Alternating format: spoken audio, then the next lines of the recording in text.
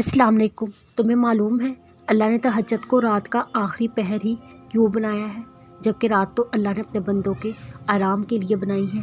क्योंकि रात का आखिरी पहर वो हसीन लम्हा होता है जब हमारे अल्लाह सातवें आसमान से पहले आसमान पर अपने उन बंदों के लिए आ जाते हैं। फिर अल्लाह पाक सदा लगाते हैं, है कोई मांगने वाला, है कोई जो मुझसे बख्शिश मांगे मैं उसे माफ़ कर दूँ, है कोई जो मुझसे सवाल करे मैं उसका जवाब दूँ।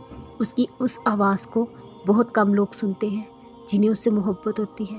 फिर टूटे हुए दिल, थके हुए जिस्म अल्लाह के रूबरू आकर बैठ जाते हैं।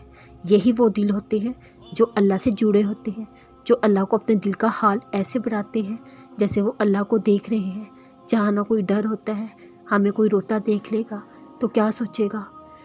बस इसीलिए अल्लाह ने रात के आखिरी पहर में तहज्जुद को छुपाया है, ताकि उसके और उसके बंदे के दरमियान किसी तीसरे की सांस तक मौजूद ना हो।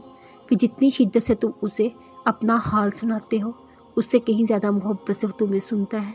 तुम्हारी सारी बात सुनने के साथ ही हवाओं के ज़रिए पैगाम भेजता है, मेरे बंदे से कह दो घबराओ नहीं, मैंने तुम्हारी सारी बात सुन ली है, तुम तो मेरे लाडले हो, भला तुम्हारी दुआओं को कैसे टाल सकता हूँ। फिर दिल और सुकून हो जाता है जैसे अल्लाह ने हाँ कह दी हो।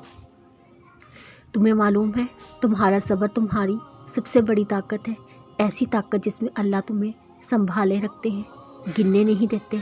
तुम्हारे दिल में आने वाले हर ख्याल का अल्लाह को इल्म है, वो जानता है।